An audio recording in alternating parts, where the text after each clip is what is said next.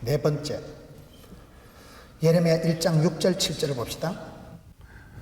예레미야 1장 6절, 내가 이르되 슬퍼도소이다. 주 여호와여 보소서, 나는 아이라 말할 줄을 알지 못하나이다 하니, 여호와께서 내게 이르시되 너는 아이라 말하지 말고 내가 너를 누구에게 보내든지 너는 가며 내가 네게 무엇을 명령하든지 너는 말할지니라. 네 번째, 사람은 자기 정체감이 분명해야 돼요. 정체감, 소명감, 사명감이 분명해야 됩니다.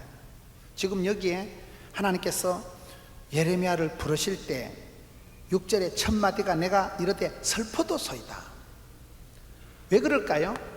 예레미야가 생각할 때 나는 절단났다는 거예요.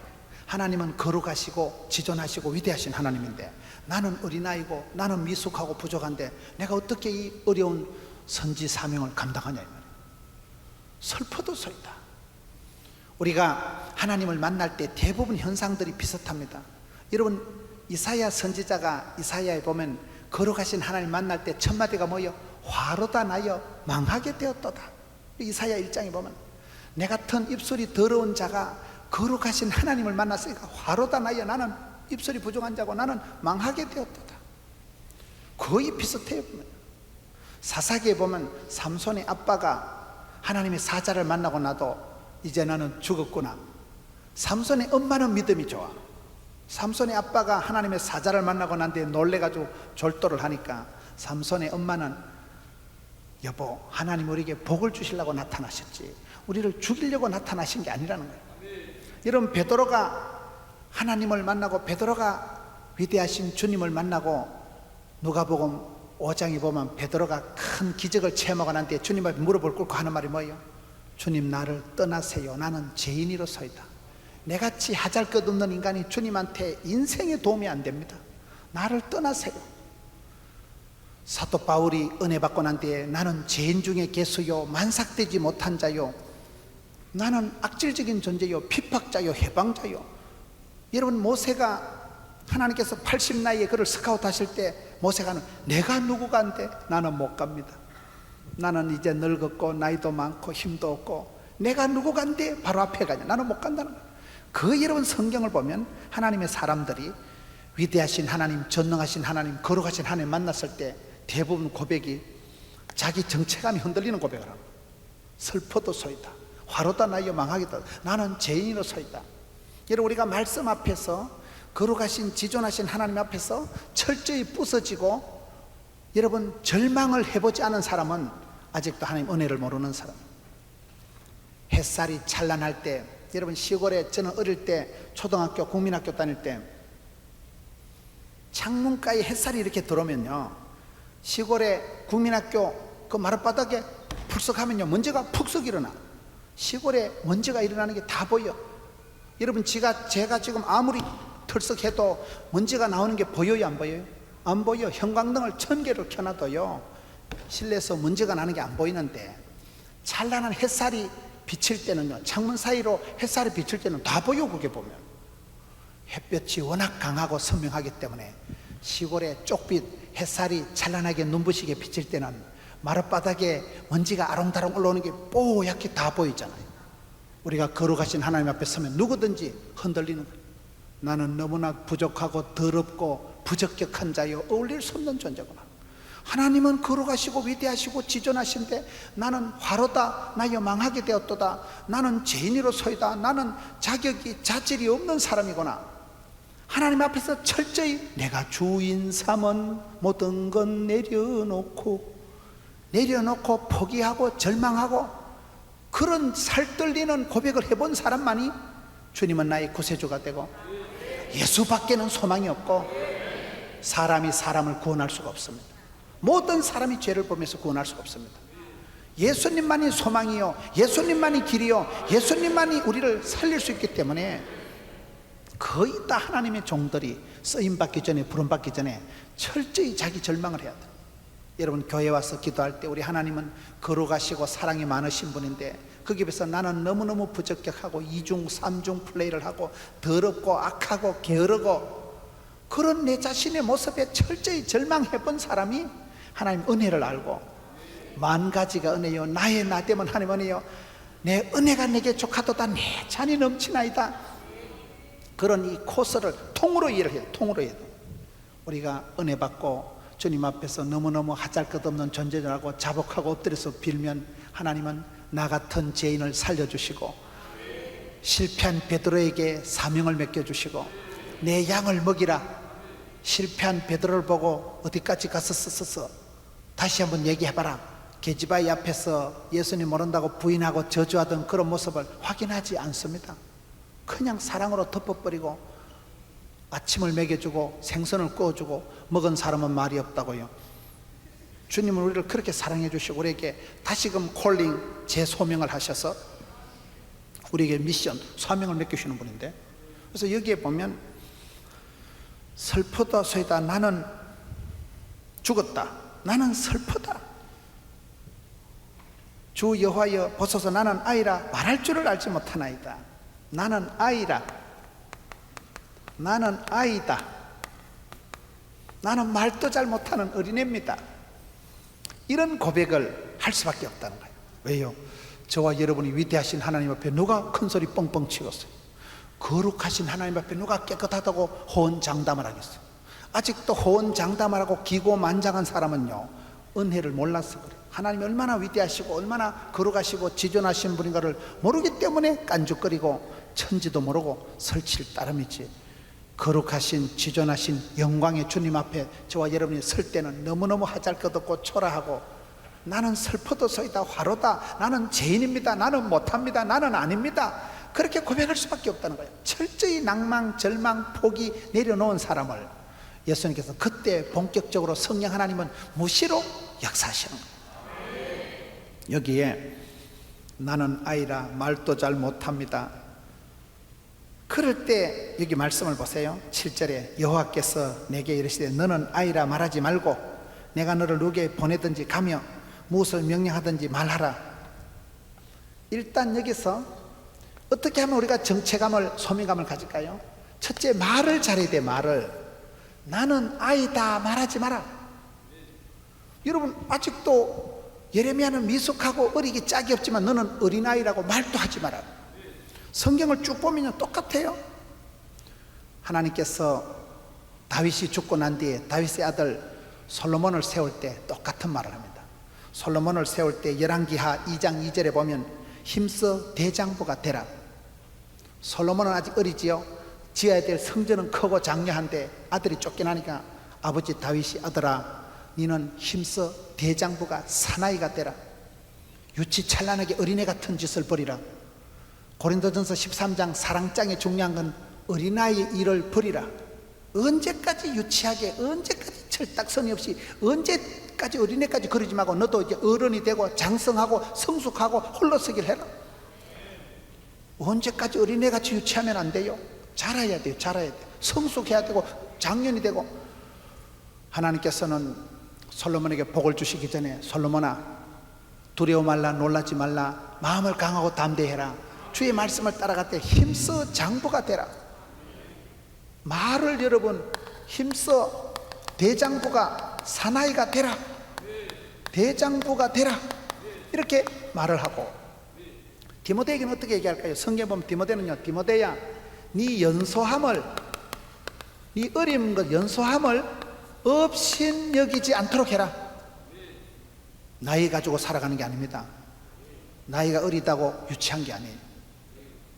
여러분 디모데를 쓰실 때 네 연소함을 없인 여기지 않도록 해라. 여러분 하나님께서 여호수아를 부르실 때 여호수아 1장에 보면 어떻게 할까요? 눈의 아들 모세의 시종 눈의 아들 모세의 시종 여호수아를 부를 때 너는 이제 눈의 아들이 아니다. 모세의 시다바리 따까리 삐꾸 가방무치가 아니다. 너는 이제 하나님의 종이요 쓰임받는 자요 부름받은 자요 소명자요 사명자요 미션 파서블 하나님이 부르시면 된다니까요. 성경에 보면 거의 그런 말씀이 계속 나옵니다. 첫째는 말을 잘하고 그 다음에 가라. 성경에 보면 가서 제자 삼으라고 되어 있지 와서 제자 삼으라고 넣었어요. 신앙생활은 하나님께서 무슨 오다를 내리시든지 무슨 말씀을 하시든지 내가 너를 누구에게 보내든지 가라. 예수 믿는 사람은요 소명자는 주님이 부르시는 곳은 어디든지 가는 거예요. 제가 캠퍼스 사역을 하고 의과대학 간호대학생을 가르칠 때 스코틀랜드 눈이 파란 의사 선생님 부부가 저와 같이 사역을 했어요. OMF 선교사들이 같이 사역을 하는데 그 아주 예쁜 스코틀랜드 눈이 파란 영국 의사 선생님이 물어봤어요. 선생님, 어떻게 해서 그 영국에 좋은 나라를 등지고 멀리 여기까지 한국까지 왔냐 물어보니까 그분 신앙 고백이 우리 하나님은 성실하신 하나님인데 나는 하나님의 말씀을 큐티를 하고 하나님의 말씀에 순종을 하다 보니까 하나님은 성실하셔서 한 번도 나를 실망을 안 시키고 하나님 인도하시는 대로 오다 보니까 여기까지 왔다는 거예요. 예수 믿는 사람은 하나님이 가라사 되면 가고 오라사 되면 오는 거예요. 고스톱을 잘해야 된다고 말씀이 가라만 가고 말씀이 멈추라 멈춘다, 그걸 고스톱이라고 하는 거예요. 고스톱을 이상하게 생각하시지 말고 여기에 하나님께서 세 가지를 얘기하시는데 너는 어린아이다, 어리다, 부족하다, 힘들다, 어렵다 말도 하지 말아라. 여러분 4차원의 영성이 뭐예요? 말이라도 빵실하게, 꿈이라도 거창하게, 생각이라도 아싸라게. 여러분 하나님은 우리를 차원 높게 이끌어 가시는데 말이 씨가 되고 혀에 권세가 있고 입술에 열매가 있기 때문에 현실일지라도 사실일지라도 안 된다, 어렵다, 부정적인 네거티브한 말을 하지 마세요. 문제를 문제 삼지 말고 문제를 기도 제목으로 삼아라. 근심거리를 가지고 한숨을 쉬지 말고 찬송의 제목을 삼아버리라. 그게 여러분 성도의 특권이에요. 말이라도 너는 어린아이다, 나는 아이다 말을 하지 말라고 지금 얘기하는 거예요. 하나님은 사람들을 쓸 때 어린 솔로몬을 너는 힘써 대장부가 되고 사나이가 되지 맨날 어린애같이 투정이나 부리고 그러지 마라. 어린 디모데를 보고, 연약하고 병약한 디모데를 보고 네 어린 나이를 업신여기지 않도록 마음을 강하고 담대하고 은혜 속에서 강하라. 여러분 여호수아를 보고 눈의 아들 모세의 시종이라고 생각도 하죠. 너는 이제는 단독자요, 하나님 앞에 부름받은 자요, 네가 이스라엘 백성을 끌고 홍해를 건넜으니까 너는 이제 요단강을 건너고 여리고성을 뺑뺑 돌았어. 하나님이 13바퀴 돌아하니까 13바퀴 돌았잖아요. 믿음으로 순종해서 쓰임받은 사람이 여호수아 아닙니까? 믿음으로 구원받고 행함으로 축복받고 순종으로 쓰임받고. 기도는 성경에 보면 한 8번 정도 하나님 앞에 부인을 하는 거예요. 나는 못합니다, 나는 안 됩니다, 소심하고 겁쟁이고 8번 정도 안 됩니다, 못합니다 하니까 하나님께서 기도원을 끌고 적진에 데려가고 시청과 교육을 시켜가지고 적군들이 얘기를 하는 걸 듣고 한 손에는 나팔을 한 손에는 여러분 항아리를 들고 가가지고 외칠 때 13만 5천 명이 적끼리 찔러가지고 다 죽어버리고, 성령님이 역사하시면요 손 안 대고 코 푸는 역사가 일어나는 거예요. 우리가 기도만 해도 하나님은 우주 만물을 총동원해서 기도를 들으시고 받으시고 역사하시거든요. 하나님의 사람들이 다 그렇게. 그래서 우리가 말이라도 소원이라도 기도라도 꿈이라도 빵실하게 돼. 말이라도 말이 차원이 다르다. 믿음의 사람은, 기독교는 말씀의 종교이기 때문에 믿음은 들음으로 들으면 말씀으로 오기 때문에 말씀은 반드시 성령님의 말씀을 통해서 오기 때문에, 그래서 여러분 말이라도 그 다음에는 가야 돼. 영적인 야성을 가지고 가만히 있지 말고 오금을 못 피고 쪼그리고 있으면 안 되고 가서 제자 삼아야 돼. 은혜 보좌앞에 담대히 나아가는 자에게, 자기를 찾는 자에게 상 주신 이심이기 때문에 신앙생활은요 절대로 소극적으로 자폐증적으로 내성적으로 하면 안 되는 거예요. 가서 제자 삼고 가서 부르짖고. 주님이 여기에 보면 내가 너를 누구에게 보내든지 가라, 때를 얻든지 못 얻든지, 헬라인이나 로마인 사마리아나 땅, 그걸 칠무란 무시로 무대뽀로 무안해도 무릎으로 무차별 무수히 무한히 나가면 거기 계신 하나님, 앞서 행하신 하나님, 여호와의 산에서 친히 준비하신 하나님을 만나게 되기 때문에 너는 누구에게 보내든지 가라. 그 다음에 내가 네게 무엇을 명령하든지 너는 말할지니라. 이걸 사명이라고. 사명이라는 뭐예요? 내가 이 일을 하다 죽어도 좋아, 이걸 사명이라고. 사랑이라는 건 내가 이 사람을 좋아하다 죽어도 좋아, 그걸 사랑이라고. 무슨 오다를 무슨 명령을 내리든지 너는 말할지니라. 이 말을 여기서 말하는 것은 예언이고 선포인데 이게 좋은 건 아니에요. 계속 예레미야는 이스라엘의 멸망을, 심판을 얘기할 수밖에 없는 역사적인 사명을 타고났기 때문에 자기 나라가 망하고 바벨론의 포로가 끌려가고 심판의 대상이 되고 조상들의 오랜 죄로 인하여서 하나님이 진노하셨다는 것을 선포할 수밖에 없는 거예요. 여러분, 우리가 사명이라는 건 그런 거예요. 입에 달면 삼키고 쓰면 뱉는 게 아니에요. 신앙생활은요, 어려울 때 잘해야 돼. 어려울 때 신앙생활은 쓰리고를 잘해야 된다고. 쓰리고가 뭘까요? 고난을 즐겨야 되고 고독을 즐겨야 되고, 한 개는 모르겠다. 쓰리고가 뭐냐?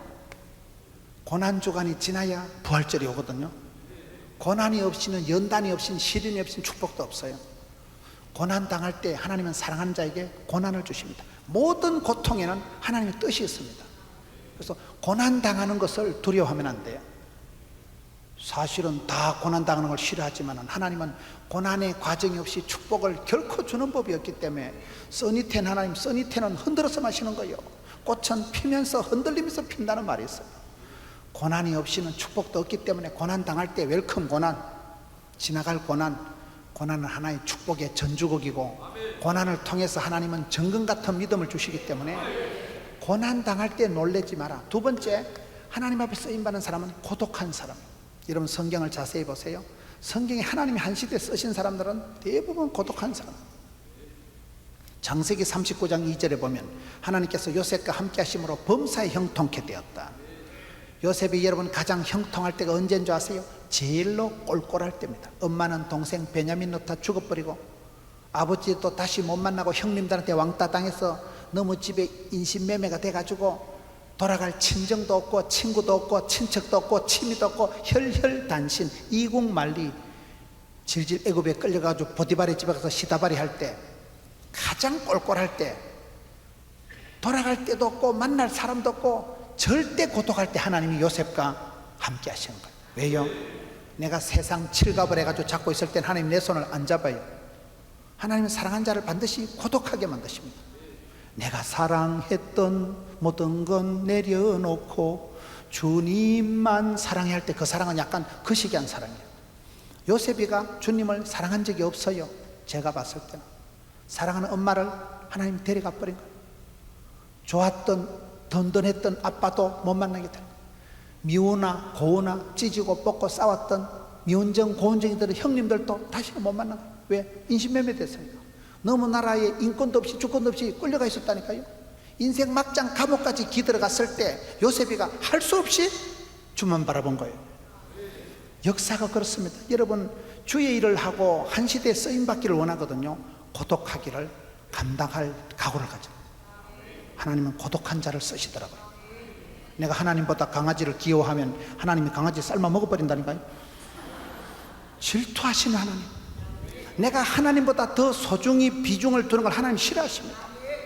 오직 예수, 절대 기도, 주님만 바라보기로. 주님만. 하나님은 그 시대에 예레미야를 눈물의 선지자로 만들었다니까요. 눈물이 아니고는 말을 못하는 거예요. 눈물이 아니고는 조국의 사랑하는 동포들의 고통을 어떻게 예언을 하고 어떻게 선포를 하겠어요. 울면서 평생을 살았던, 40년 동안 장가도 안 가고 독신으로 조국과 민족을 위해서 눈물의 기도를 올렸던 사람이 예레미야거든요. 고독한 걸 다 싫어하고 왕따 당하는 걸 싫어하지만은 사실은 가장 고독할 때 주님이 내 곁에 계십니다. 내가 세상에 범벅이 돼서 죄의 털터리가 되어 있을 때 하나님 내 손을 잡고 싶어도 안 잡아요.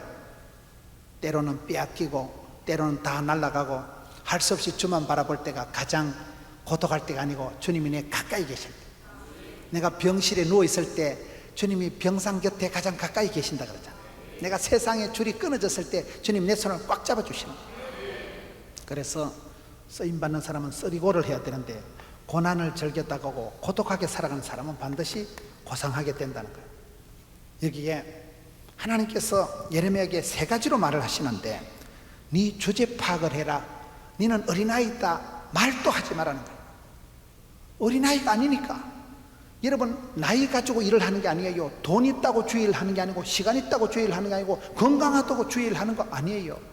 주님의 일은 주님이 붙드시면, 주님이 함께 하시면 됩니다. 주께서 쓰실 때는요, 건강도 물질도 가정도 하나님이 붙여주시더라고요. 그게 주님의 일의 특징이에요.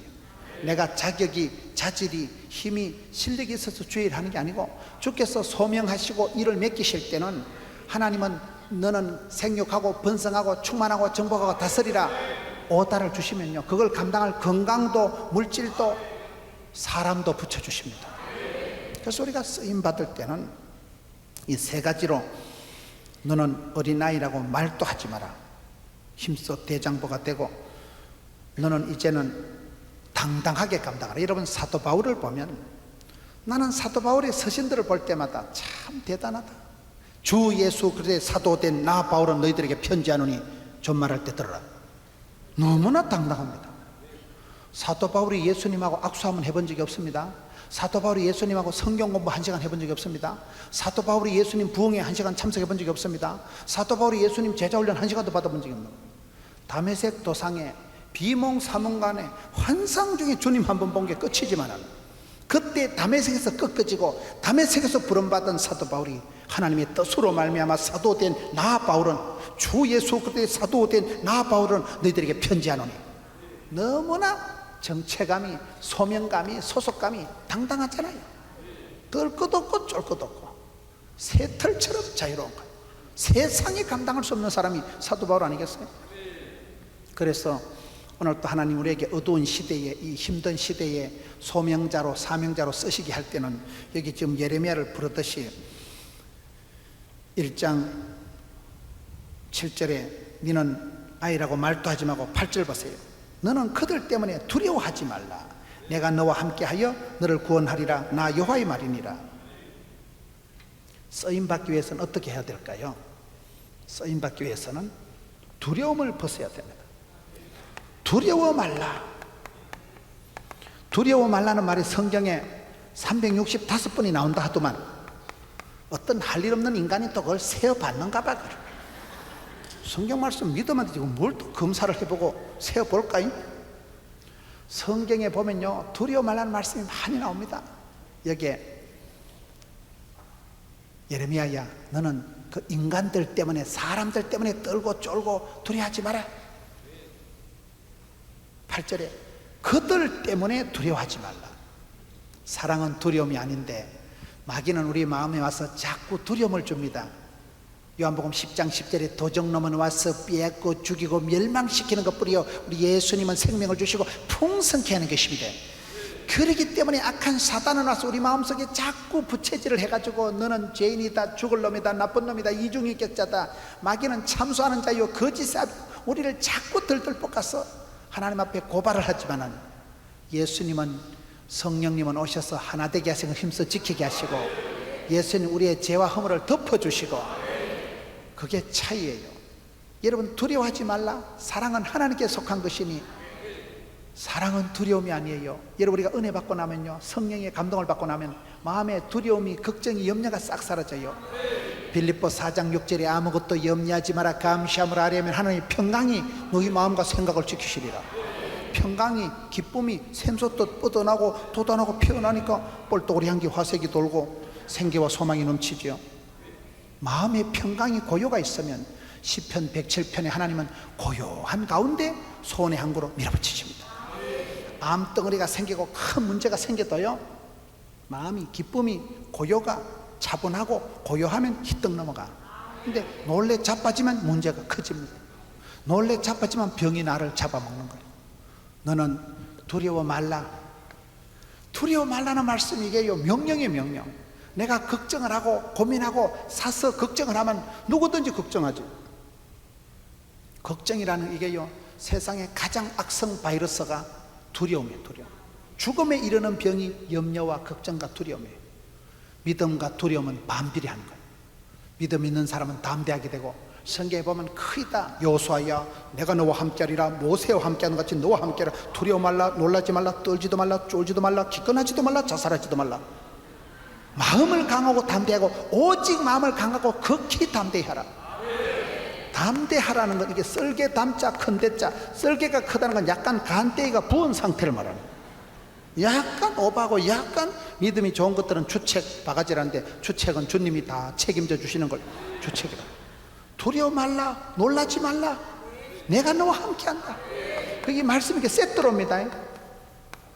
오늘 저와 여러분이 건강 때문에, 돈 때문에, 직장 때문에, 모든 것 때문에 염려와 두려움이 엄습해가지고 이 시대는 집단 우울증의 시대요. 많은 사람들이 무기력하고 두려워하고 떨고 쫄고, 그게 이 시대의 가장 큰 문제라고 보는 거예요.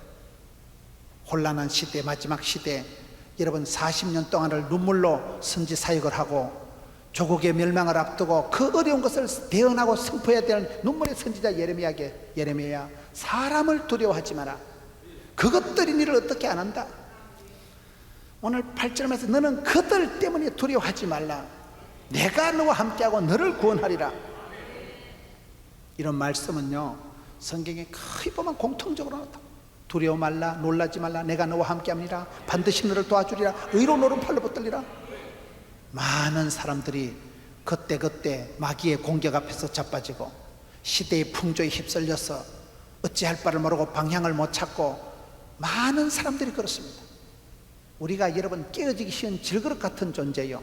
아무리 큰 소리 치는 사람도 아무것도 아니에요. 한순간에 쓰러지고 자빠지기 때문에 성경은 두려워 말라, 놀라지 말라, 내가 너와 함께함이라. 마음을 강하고 담대히 해라. 마음에도 알통이 있고 마음에도 통뼈가 있고 마음에도 근육이 있다고요. 제가 만든 말인데 제가 봐도 잘 만드는 것 같아요. 아싸, 주의여. 마음에 알통이 있는 사람은 놀랄 것도 없고 뜰 것도 없고 길거나 것도 없고.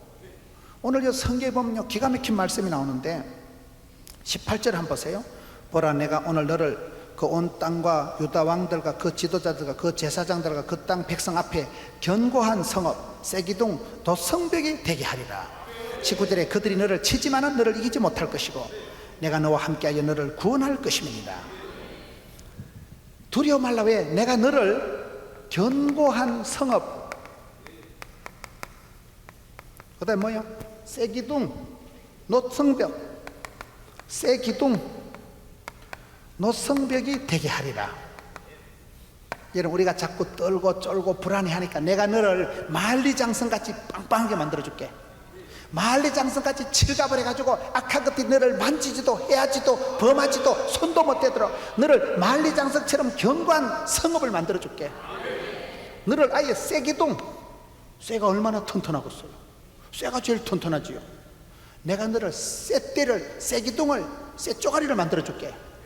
찔러도 건드려도 조금 더 변싱이 안 가는 쇠기둥을 만들어줄게. 그래도 안 되니까 너를 노성벽, 옛날에 노시 이게 구리가 중요했어요.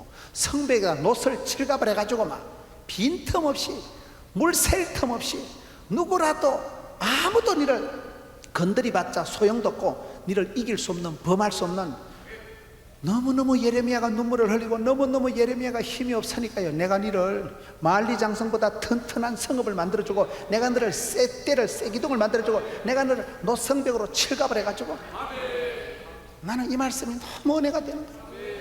하나님 우리에게 일을 맡기시기 전에 나를 변화시켜 주시고 강하고 담대한 믿음의 소유자가 되게 해주시고.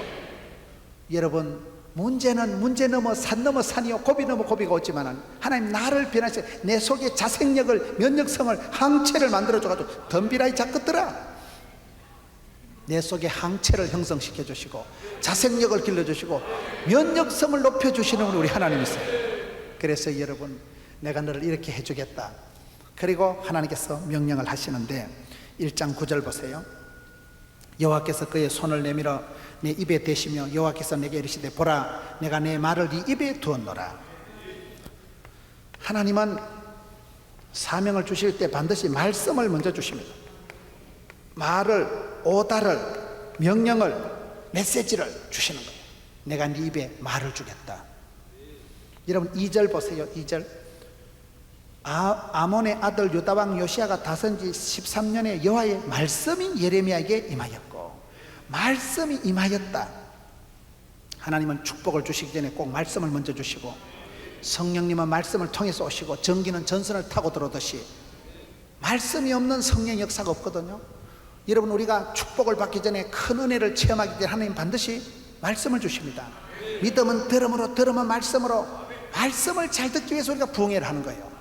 여러분, 우리가 말씀을 TV를 통해서 아니면 우리가 부흥회를 통해서 말씀을 듣다 보면 말씀이 살아 운동력이기 때문에, 말씀이 치료하는 광신을 바라기 때문에, 주의 말씀은 내 발의 등이요 빛이기 때문에, 옛날에 임금님이 행차할 때 내시가 초롱을 들고 넷넷넷 이래 따라가면 임금님 앞에 내시가 들고 가는 거 초롱이 등이 심리 앞을 내다 비치는 서치라이트 같겠어요. 임금님 발 앞에만 동그랗게 빛을 비추겠어요.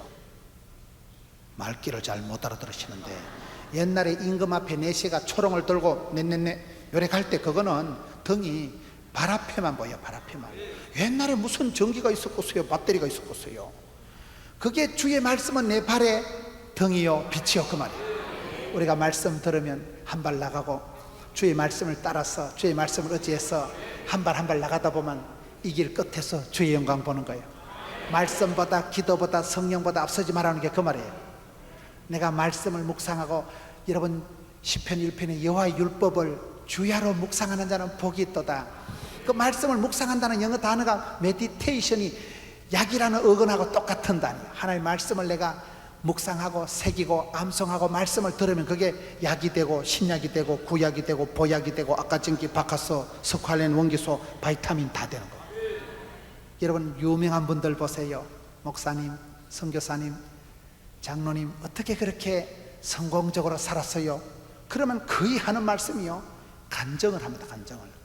호랑이는 죽어서 가족을 남기고 사람은 죽어서 이름을 남기고 크리스찬은 죽어서 간증거리를 남기는데 간증이 뭘까요? 말씀 한 구절 붙들고 살아가고. 한경직 목사님은 청년회 때 부흥에 참석했다가 데살로니가 전서 항상 기뻐하라 쉬지 말고 기도하라 그 말씀 한 구절 붙들고 항상 기뻐하다 보니 98년이 휘떡 지나갔다 그러잖아요. 김진홍 목사님은 새벽을 깨우리로다. 그분의 자서전이 새벽을 깨우다 보니까 아무리 어두움이 칠흑같이 어두워도 아침이 햇살이 동창이 밝아오면 어두움이 빛을 이겨본 역사가 없다는 거예요. 새벽을 깨우리로다. 여러분 김창인 목사님은 나의 힘이 되신 여호와여 내가 주를 사랑하나이다. 유명한 분들 만나서 물어보세요. 그분의 평생을 좌지우지하고 평생을 내가 말씀 한 구절을 붙잡으면 말씀이 나를 질질 끌고 가거든요. 말씀이 평생의 구호가 되고 말씀이 기도점이 되고 말씀이 소원이 되고 말씀이 비전이 되기 때문에 여기에 보면 여호와의 말씀이 예레미야에게 임하느랴. 말씀이 오다가 명령이 메시지가 떨어지면 그 말씀을 순종만 하면 그 말씀을 들고 나면 말씀이 살아운동에 있고 말씀이 치료하는 광선을 바라기 때문에 그래서 우리는 백투더 바이블 항상 성경으로 돌아가고 하나님 중심, 성경 중심, 교회 중심으로 살아갈 수밖에 없는 거예요.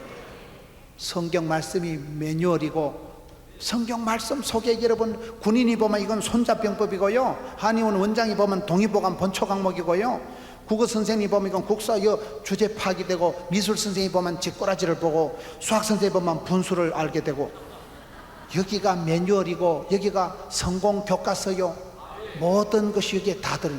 길이요 여러분 주의 말씀이 내 발의 등이요 빛이라니까요. 오늘 은혜 받고 한 발 나가고 내일 또 은혜 받고 한 발 나가고 일마다 때마다 하나님 인도하시는데 말씀이 없는 게 이 시대 문제예요. 여러분 이 시대 말씀이 홍수 시대에 아까 뭐라 그랬어요? 내게 주시는 말씀. 저는 예수 믿고 감사한 게 나의 하나님께서 나의 집구석을 아시고 나의 체질을 아시고 나의 문제를 아시고 나의 눈물을 닦으시고 맞춤형 18문 주문 제작형 기능형 하나님이 계시더라고요. 하나님은 나의 가는 길을 아시고 나의 집구석을 아시고 맞춤형 기능성 하나님이 있다니까요. 여러분 여기에 하나님께서 말씀을 주시는데 다 좋은 건 아니에요. 10절 보세요. 보라 내가 오늘 너를 여러 나라 여러 왕국 위에 세워 네가 그것들을 뽑고 파괴하고 파멸하고 넘어뜨리며 건설하고 심게 하였느니라. 여기에 하나님의 말씀이 주어지는데 이 말씀은 주로 심판을 주시는 심판을 저주를 지금 고통을 이거를 외쳐야 되는 사람이 눈물의 선지자 예레미야인 거예요. 내가 너희를 파괴하고 파멸하고 왜?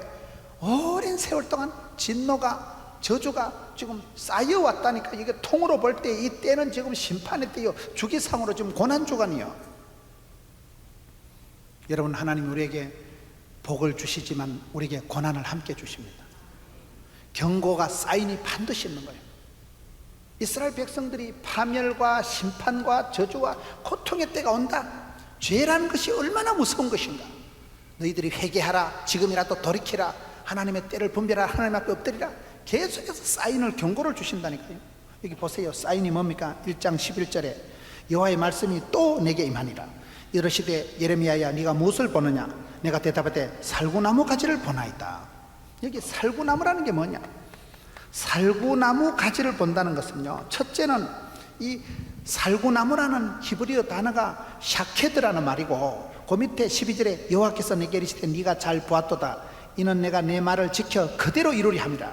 하나님 말씀을 이루는 것을 지켜보라 할 때고, 지켜보라는 단어가 샤케드예요. 요 살구나무하고 하나님은 신실하신 하나님, 언약에 틀림없는 하나님, 하나님 말씀을 그대로 지켜가신다는 그 샤케드가 말이 비슷해서 그걸 살구나무라고 하는 거예요. 살구나무 비유를 보여주고 싶거든요. 살구나무는 두 가지 뜻은 뭐냐? 여러분, 농사를 지어보면 겨울을 이기고 이파리가 나오기도 전에 제일 먼저 피는 게 살구꽃이에요. 우리나라로 말하면 매화예요.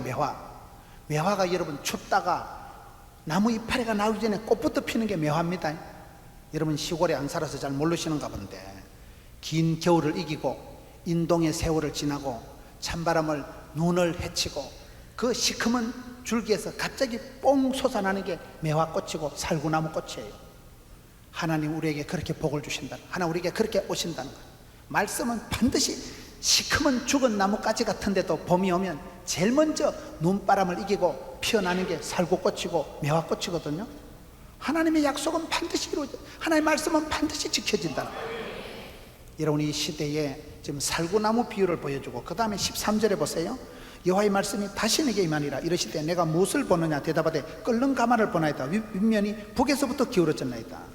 끓는 가마라는 것은, 이게 가마솥이 기울어진다는 것은 심판을 말합니다. 북방에서부터 바벨론이라는 나라가 일어서서 이스라엘 백성들 오랫동안 괴롭히던 애굽은 사라지고, 애굽이 망하고 난 뒤에 에스로가 괴롭히고, 아수르가 망하고 난 뒤에 바벨론이 괴롭히고, 바벨론이 망하고 난 뒤에 메데파사, 헬라, 로마, 예수님 오실 때까지 끝내 독립을 못하고 계속해서 방황하고 혼란하게 살았던 사람들이, 이스라엘 백성들이 하나님께로 돌아오지 않은 거예요.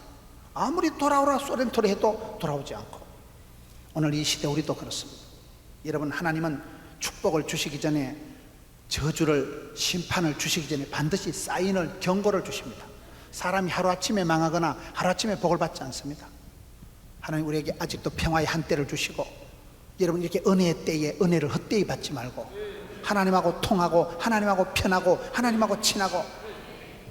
이스라엘 백성들에게 예레미야는 40평생을 장가도 가지 않고 40년 동안 눈물로 기도한 내용이 돌아오라는 거예요. 회개하라는 거예요.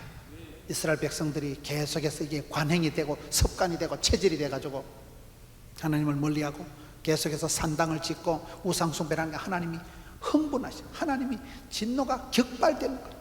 그 심판을, 경고를 계속 얘기하는데, 자기 동포들에게 망한다, 바벨론이 이긴다, 예루살렘 성전이 불탄다, 그거를 여러분, 자기는 나라가 망하는 꼴을 다 보고 그걸 미리 하나님 경고로 주시는 걸 다 봤어. 그거를 동포들에게 전달하자니까 속이 터지지 않겠어요.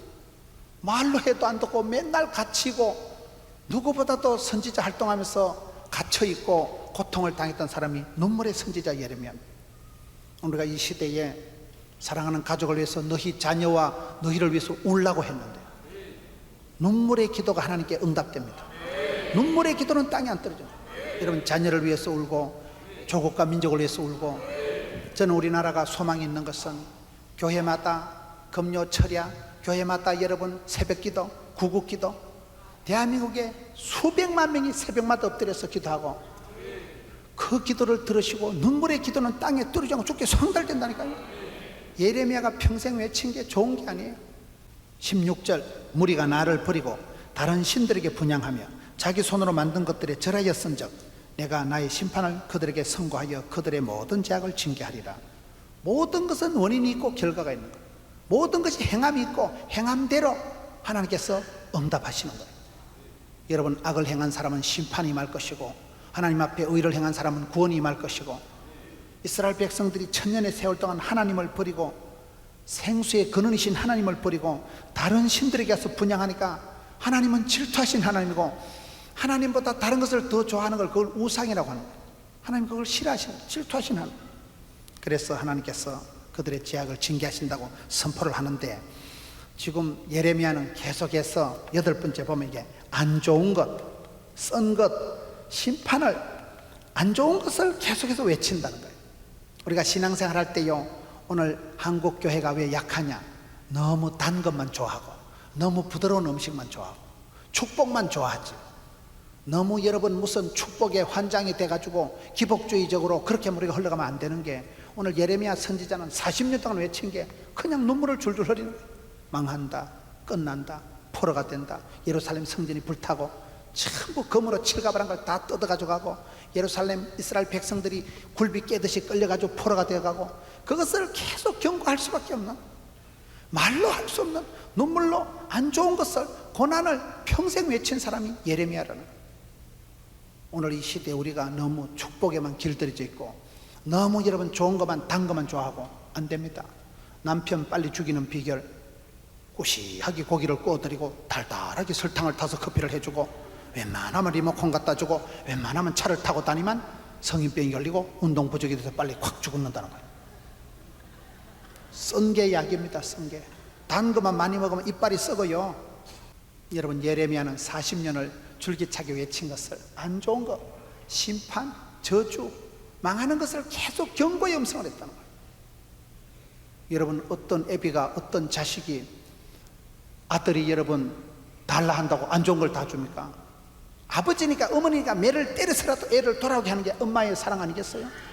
우리 아들이 어릴 때요, 뾰족한 걸 좋아해. 젓가락을 가지고 자꾸 놀더만 전기 콘센트 개가 2개를 꼽아가지고 뿌지직 감전이 돼가지고요, 애들은 꼭 뾰족한 거, 날카로운 걸 좋아합니다. 아무리 아들이 사랑스럽지만 나무 젓가락, 아니 쇠 젓가락 가지고 전기 코드에 그 구멍 2개한테 그 꼽아대면 그걸 가만두고 소요 뺏어야지 애가 감전되는데, 아들이 아무리 좋아해도 여러분, 나보다 나를 더 잘하신 하나님께서는 나를 막으시고 사랑하는 자에겐 고난을 주시고, 이 예레미야는 평생을 안 좋은 소식을 전했다는 거예요. 이스라엘 백성들을 경고하고 하나님의 임박한 심판을 예언하고, 이스라엘 백성들이 망할 수밖에 없고, 이스라엘 백성 예루살렘 성전이 불탄다는 것밖에 없기 때문에 동족의 고통을 느끼고 계속 거짓 선지자들하고 싸우고, 그 진리의 말씀을 선포하다가 거짓 선지자는 괜찮다, 안 망한다 헛소리를 하고, 그 거짓 선지자 사이에 엄청 고통을 당하고 동족의 고통을 당했던 사람이 예레미야예요. 오늘 이 시대도 그렇습니다. 거짓된 위로에 놀아나지 마세요. 진실하게 하여 주옵시고 진리를 붙잡고 살아가게 해 주옵시고, 하나님 말씀을 붙들고, 말씀은 반드시 지켜지고 살구나무가 꽃이 봄이 되면 반드시 제일 먼저 피듯이 주의 말씀은 그대로 이루어질 것이기 때문에 늦기 전에 회개하고, 가룟 유다와 같이 늦기 전에 회개. 가룟 유다는 너무 늦어 애써는 하나님의 때를, 축복권을, 장자권을 뺏겨버린 거예요. 그래서 야곱에게 뺏겨버렸잖아요. 뺏기는 자가 되지 마세요. 시대에 눈물을 흘려서라도 하나님 마음을 감동시키고 하나님 마음을 붙들고, 이 시대가 힘이 드는 시대요, 고난의 시대요, 불경기 때요, 종말의 때를 살아가면서 예레미야가 눈물의 세월을 살아가면서 이렇게 해서 쓰임받은 것처럼 이 시대도 그렇습니다. 예레미야는 좋은 소식을 외친 적이 한 번도 없는 거예요. 평생을 독신으로 살아가면서 눈물로 살아가고, 예수님께서도 이 땅에 오셔서 3번 오셨어요. 예루살렘 도성, 장망성, 장차 망할 놈의 성, 예루살렘 도성의 천지도 모르고 돌 위에 돌 하나도 남지 않을 성에서 희죽거리고 있는 백성들을 보고 불쌍히 여기시고 예루살렘 도성을 보고 눈물을 흘리셨잖아요.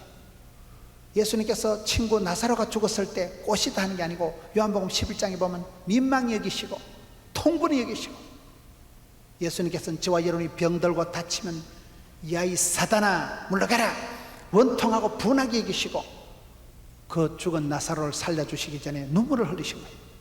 예수님께서는 히브리서 5장 7절에 보면 육체에 계실 때, 예수님께서 이 땅에 오실 때 소풍 오듯이 그렇게 희희낙낙하게 지낸 게 아니고 육체에 계실 때 심한 통곡과 눈물로 살아가시고, 예수님께서 심한 통곡과 눈물로 이 땅에 계신 시절을, 육체의 때를 통곡의 세월로 눈물의 때로 살아가셨다면, 오늘 저와 여러분이 이 시대가 비상한 시대인데, 이 시대가 얼마나 기도가 산적한 시대인데, 기도할 일이 너무나 많고 하나님 앞에 부르짖을 너무나 많은 시대에 희희낙낙하고 웃고 떠들 일이 아니다 이 말이에요.